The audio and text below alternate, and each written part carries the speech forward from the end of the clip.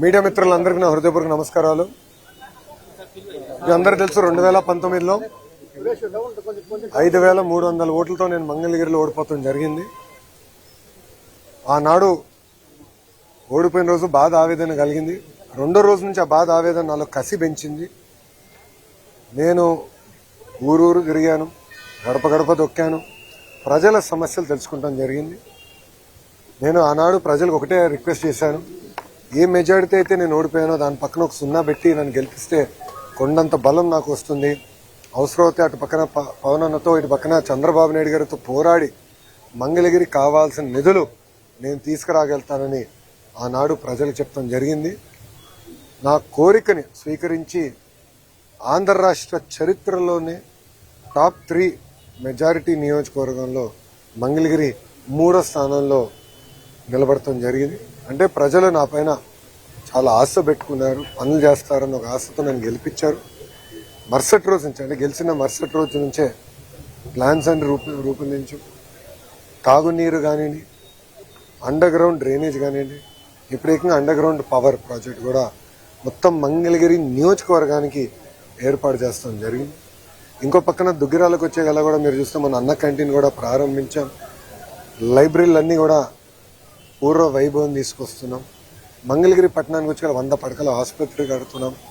అద్భుతమైన లైబ్రరీని మళ్ళీ తిరిగి ఆనాడు అన్న ఎన్టీఆర్ ఆ లైబ్రరీని స్థాపిస్తే దాన్ని వర్షన్ 2.0 చేసేదానికి నాకు అవకాశం ప్రజలు ఇచ్చారు. అదేవిధంగా 100 పడకల ఆసుపత్రులు కూడా అదే పరిస్థితి ప్రజలు నాకు అవకాశం కల్పించారు. సో మీరు ఎక్కడ చూసినా పార్కులు కానీ, లేకులు కానీ, కమ్యూనిటీ భవనాలు కానీ, చివరికి శ్మశానాల్ని కూడా అభివృద్ధి చేసే దిశగా కూటమి ప్రభుత్వం అడుగులేస్తుంది. 2 సంవత్సరాల్లో పనులు కొన్ని చేసినాం. అన్ని చేసామని కాల్ రెగ్రేషన్ తిరగట్లేదు, చేయాల్సిన పనులు కూడా ఇంకా ఉన్నాయి. కానీ భూగర్భ డ్రైనేజ్ అనేది చాలా కాంప్లికేటెడ్ ప్రాజెక్ట్. ఇంత చిన్న కార్పొరేషన్కి ఎక్కడ భారతదేశంలోనే ఎక్కడ రాలేదు. అది గౌరవ ఎంపీ గారు పెమ్మసాని చంద్రశేఖర్ గారు కూడా స్వయంగా కేంద్ర ప్రభుత్వంతో సంప్రదింపులు చేసి అర్బన్ ఛాలెంజ్ ఫండ్ కింద అటు విశాఖపట్నానికి 3 ప్రాజెక్ట్స్ వస్తే మంగళగిరికి 4వ ప్రాజెక్ట్ వస్తుంది. నిజంగానే మంగళగిరి ప్రజలు అదృష్టాన్ని నేను భావిస్తున్నా.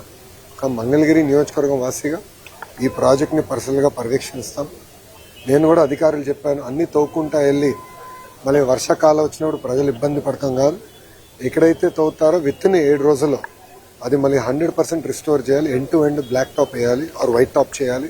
లొకేషన్ బట్టి కావాల్సిన ప్లాంటేషన్ కూడా ఒకేసారి చేస్తే ప్రజలు కూడా ఇబ్బంది పడరని నేను అధికారులు కూడా ఆదేశాలు జారీ చేశా. నా లక్ష్యం ఒకటే, అన్ని రంగాల్లో మంగళగిరి నియోజకవర్గం నంబర్ 1 ఉండాలనేది. దానికి అహర్నిశలు కష్టపడతా. ఎందుకంటే 91,000 మెజారిటీతో ప్రజలను ఆశీర్వదించి దీవించి శాసనసభకు పంపించినప్పుడు ఆ నమ్మకాన్ని నేను నిలబెట్టుకోవాల్సిన బాధ్యత నాపైనది. ఆ దిశగానే మంగళగిరి ప్రజల కోసం పనిచేస్తానని వాళ్ళకి హామీ ఇస్తూ ఒక మోడల్ రూపొందిస్తున్న నా ఆలోచన. నేను అటు పక్కన రాజకీయాలు కానీ, ఇటు పక్కన ప్రభుత్వ కార్యక్రమాలు కానీ ఏదో ఒక మోడల్గా నేను భావిస్తున్నా. ఇది మిగతా నియోజకవర్గాలు కూడా దశల వారీగా తీసుకెళ్లే బాధ్యత కూటమి ప్రభుత్వం తీసుకుంటుందని తెలుసుకుంటూ మీడియా మిత్రులు కానీ ప్రశ్నలకి సమాధానం ఇప్పుడు మీరు చూస్తే భారతదేశ చరిత్రలో ఏ రాష్ట్రం ఇవ్వని విధంగా 4,000 రూపాయల పెన్షన్ వృద్ధులకి ఇస్తున్నాం, 6,000 రూపాయలు ప్లస్ వికలాంగులకి ఇస్తున్నాం. ఇంకో పక్కన ఉచితంగా 3 గ్యాస్ సిలిండర్లు అందజేస్తా ఉన్నాం. ప్రతి ఏడా 3 గ్యాస్ సిలిండర్లు అందజేస్తున్నాం. మహిళలకి బస్సులో ఉచితంగా ప్రయాణించే హక్కు కల్పిస్తా ఉన్నాం, అది కల్పించాం. ఇంకో పక్కన మీరు చూస్తే తల్లికి వందనం కింద ఇంట్లో ఎంతమంది బిడ్డలుంటే అంతమంది బిడ్డలకి డబ్బులు వేస్తా ఉన్నాం. మొదటి విడత వేసాం, 2వ విడత జూలై మాసంలో వేస్తున్నాం. ఇంతేకాకుండా మత్స్యకారుల సేవలో వాళ్ళకి డబ్బులు మొన్న వేసాం. ఆటో వాళ్ళ సేవలో డబ్బులు త్వరలో వేయబోతున్నాం. అన్నదాత సుఖీభావ కింద ప్రతి ఏడా కేంద్ర రాష్ట్ర ప్రభుత్వం కలిసి 20,000 రూపాయలు వేస్తాను, అది వేసాం. ఇట్లా ఇచ్చిన హామీలని ఒక పద్ధతి ప్రకారం నిలబెట్టుకుంటూ వెళ్తున్నాం. గౌరవ పులివెందుల శాసనసభ్యులు బెంగళూరులో కాకుండా ఆంధ్ర రాష్ట్రంలో నివసిస్తే వాస్తవాలు తెలుసుకునే అవకాశం ఉంటుంది. ఆయన సొంత నియోజకవర్గంలో నివసించారు. ఆయన చూస్తే బెంతాహే అని పేరు పెట్టారు. అంటే బెంగళూరులో ఉంటాడు, తాడేపల్లిలో ఒకరోజు, హైదరాబాద్లో మిగిలిన రోజు. అలా ఉంటే వాస్తవాలు ఎటు తెలుస్తుంది? రాండి, ఫీల్డ్లో తిరగండి, వాస్తవాలు తెలుసుకోండి. ఎక్కడ అరకొర తప్పులుంటే తెలియజేయండి, సరిదిద్దడానికి ప్రభుత్వం సిద్ధంగా ఉంది. అంటే సరళలో భాగంగా మా ఓట్లన్నీ తీసేస్తున్నారని వైసీపీ ఆందోళన చేస్తుంది. అయ్యా, ఎవరు ఓట్లు తీయాల్సిన అవసరం మాకు లేదు. మేమే ఇన్వాల్వ్ అయ్యి అందరిలో ఓటు నమోదు పకడ్బందీగా జరగాలనేది మా పార్టీ కూటమి లక్ష్యం. కలిసికట్టుగా మేము పనిచేస్తున్నాం. ఇప్పుడు కావాలని ఆరోపణలు చేస్తున్నారు. మా దగ్గర ఉన్న డేటా అంతా పబ్లిక్లీ అవైలబుల్ డేటా. వాళ్ళు కొంచెం ఐటీలో అవగాహన లేని వ్యక్తులు ఏదంటే అది మాట్లాడతారు. మాకు కొంచెం ఐటీ అవగాహన ఉన్న వ్యక్తులు కనుక ఒక యాప్ తయారు చేసి మా కార్యకర్తలకు సులభంగా చేసాం. విజనరీకి చాలా తేడా ఉంటుంది స్వామి. ప్రిజనరీ ఎప్పుడు ప్రిజన్ వైపు అంటే జైలు వైపు చూస్తాడు. రౌడీలు ఉంటారు ఆయన చుట్టూ, మహిళల్ని తిట్టే వాళ్ళు ఉంటారు, మహిళల్ని కించపరిచే విధంగా మాట్లాడే వాళ్ళు ఉంటారు. ఎవరైతే గతంలో దాడులు చేశారో ఒక వ్యక్తి పైన 25 కేసులున్న వ్యక్తి ఏదో దేవుడిలాగా చూపించే వాళ్ళు. విజనరీ ఎప్పుడు ప్రజలకు ఉద్యోగాలు కల్పించాలి, ఉపాధి కల్పించాలి, ఎప్పుడు లేని విధంగా పెట్టుబడులు తీసుకురావాలి మా లక్ష్యం. ఈరోజు భారతదేశంలో 100 రూపాయలు పెట్టుబడులు వస్తే 25 రూపాయలు ఆంధ్ర రాష్ట్రంకి వస్తున్నాయి. దాని కారణం ఏంటి? Brand CBN. పెద్ద ఎత్తున పెట్టుబడులు తీసుకొస్తున్నాం, ఇంకా తీసుకొస్తాం. అన్ని అయిపోయింది అనట్లా, ఇంకా చేయాలి. మాలో కసి ఉంది. అంత యంగ్ క్యాబినెట్, యంగ్ శాసనసభ్యులు ఉన్నారు. పనిచేయాలని తపనుంది. మీరందరూ చూస్తున్నారు. గౌరవ ముఖ్యమంత్రి గారు కూడా 76 సంవత్సరాల వయసైనా ఆయనే హాయిగా కొబ్బరికాయ తీసుకుంటారు, కిందనే కొడతారు, సైకిల్ ఎక్కుతాడు, ఆయనే దొక్కుతాడు. పులివెందుల ఎమ్మెల్యే అది కూడా చేయలేడు.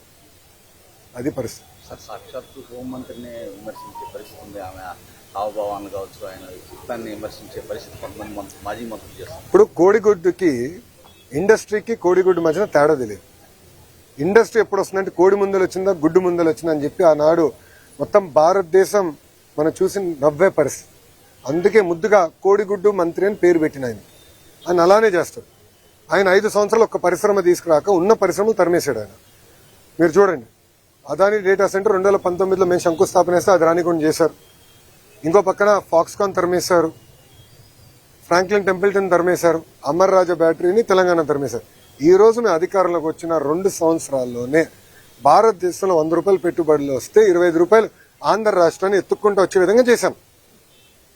అది తట్టుకోలేక గౌరవ హోంమంత్రి గారు ఆమె వేసుకున్న బట్టల పైన అట్లా మాడటం చాలా చాలా బాధాకరం. అంటే ఇక్కడి నుంచి అక్కడ నడిస్తే 1 కేజీ బరువు తగ్గుతారని ఎగతాళి చేస్తాం చాలా చాలా బాధాకరం. నాకు బాధ ఏంటంటే మొన్న ఒకరు చెప్పారు, జగన్మోహన్ రెడ్డి అంట గుడివాడ అమ్మర్కి ఫోన్ చేసి చాలా అద్భుతంగా చేసామని చెప్పాడంట. అంటే ఎక్కడ పోతున్నారండి మీరు? జగన్మోహన్ రెడ్డి గారు నేను సూటిగా ఒక విషయం ప్రశ్నిస్తున్నాను. ఇదే విధంగా మేము భారతిరెడ్డి గారి గురించి మాట్లాడినా, మీకున్న 2 కూతుర్ల గురించి మేము ఇదే విధంగా మాట్లాడితే మీరు ఇట్లనే మాకు ఫోన్ చేసి సభాష్ బాగా మాట్లాడని చెప్తారా? సూటిగా ప్రశ్నిస్తారు. ఇదేనా మీరు మహిళలకు ఇచ్చే గౌరవం? అధికారంలో ఉన్నప్పుడు మా తల్లిని అవమానించారు, బ్రహ్మణిని అవమానించారు. మేం తిరిగి అధికారంలోకి వచ్చిన తర్వాత మా కార్యకర్త పొరపాటున భారతిరెడ్డి గారి గురించి ఒక మాట అంటే సోషల్ మీడియాలో పోస్ట్ చేస్తే అతను క్షమాపణ చెప్తామే కాదు, అతన్ని జ్యుడిషియల్ రిమాండ్కి పంపించిన ఘనత కూటమి ప్రభుత్వం. అది మాకు మహిళల పట్ల ఉన్న గౌరవం. ఇప్పుడు ఒక రౌడీ షీటర్కి, ఒక ఫ్యాక్షన్కి, ఒక గొడ్డలి పార్టీలో ఉన్న గొడ్డలి బ్యాచ్కి మహిళల్ని గౌరవిస్తానే తెలీదు. అందుకే చెప్పా, జగన్ పేరులో జీ అనేది ఉంది కదే, గొడ్డలి. సొంత బాబాయిని లేపేశాడు. ఇట్లా వాళ్ళు ప్రజలను అవమానిస్తూ, మహిళలను అవమానిస్తూ, సొంత కుటుంబ సభ్యుల్ని చంపేసే పరిస్థితి వాళ్ళది. ప్రజల పక్షాన్ని నిలబడి మహిళల గౌరవం నిలబెట్టే సంస్కృతి మాది. థ్యాంక్ యూ మా. మీడియా మిత్రులకు ప్రశ్న అడగాలనుకుంటున్నాను, మీరు ఏమనుకోకపోతే. నన్ను మీరు ప్రశ్న అడుగుతారు, కానీ పులివెందుల ఎమ్మెల్యే వైజాగ్ వెళ్ళినప్పుడు మీరు ఒక్క ప్రశ్న అడిగారే. అంటే మీరు అడుగుతున్నాడా, ఆయన పారిపోతున్నాడా, లేదంటే మీరు అడగరా?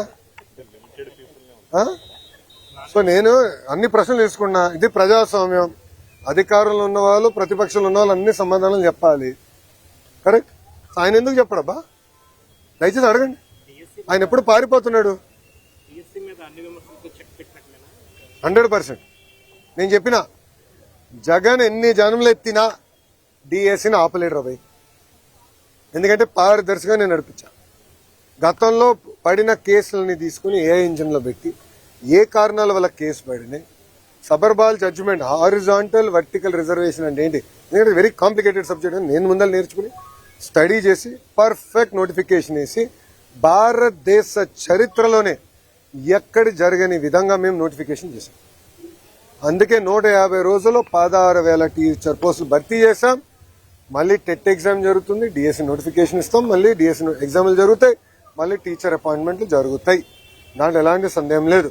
మేము సాక్షి క్యాలెండర్ ఇవ్వట్లేదు, జాబ్ క్యాలెండర్ ఇస్తున్నాం. 10,000 ఉద్యోగాలతో జాబ్ క్యాలెండర్ ఇస్తున్నాం. దయచేసి నిరుద్యోగ యువకులు చెప్తున్నా, there is something called vertical horizontal reservation. First time horizontal reservation అమలు చేశాం. అది తెలుసుకోవాల్సిన బాధ్యత మీ పైన నా పైన ఉంది. ఇది హారిజాంటల్ రిజర్వేషన్ పాటించకపోతే సబర్వాల్ జడ్జిమెంట్ అనేది ఉంది. ఆ జడ్జిమెంట్ అడ్డంగా పెట్టుకుని ఈ వైకాపా పార్టీ మళ్ళీ కోర్టులో వేసి స్టే తీసుకొస్తారు. ఈ వైకాపా పార్టీకి చెందిన నాయకులే 240 కేసులు వేశారు స్వామి. 240 కేసులు వేశారు. దాంట్లో 43 కేసులు ఇప్పటికీ కోర్టు డిస్మిస్ చేసింది, మిగతా అంతా హియరింగ్ చేసింది. నేను పారదర్శకంగా నడిపించాం, మా డిపార్ట్మెంట్ పారదర్శకంగా నడిపించింది. నాకు ఎలాంటి సందేహం లేదు. ఫుల్ ప్రూఫ్ గా చేశాం.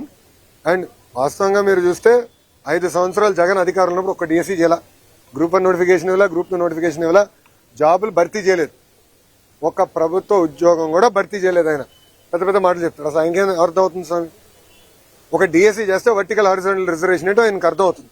ఒక డిఎస్సీ చేయకుండా, ఒక్క టీచర్ పోస్ట్ ఇవ్వకుండా మా పైన మాడే హక్కు మీకు ఎట్టొచ్చింది స్వామి? మీరు ముందర సబ్జెక్ట్ తెలుసుకోండి. ఆయన ఏమన్నాడు? అసలు ఎక్కడ మేము రిజల్ట్స్ బయట పెట్టలేదు, ఏం లేదు. మళ్ళీ ఆన్లైన్ ఆయనే ఓపెన్ చేసి చూపించాడు ప్రెస్ మీట్లో. మీరు చూసారా లేదు? ర్యాంకులన్నీ మళ్ళీ ఆయనే చదివి చెప్తున్నాడు. మళ్ళీ అది ఎక్కడి నుంచి వచ్చినట్టు? ఆన్లైన్ కదా. అంటే ఒక అబద్ధం 10 సార్లు చెప్పి నిజం చేసాం ఆయన ప్రయత్నిస్తున్నాడు. ఇప్పుడు మళ్ళీ కులం కూడా తీసుకొచ్చారు. దౌర్భాగ్య స్థితి అని అంటే 2014 నుంచి 19 ఇట్లనే వాళ్ళు ఏం చెప్పారంటే ఒకే సామాజిక వర్గానికి చెందిన వాళ్ళందరినీ డిఎస్పీ చేశారు. ఆనాడు ప్రజలు నమ్మారు.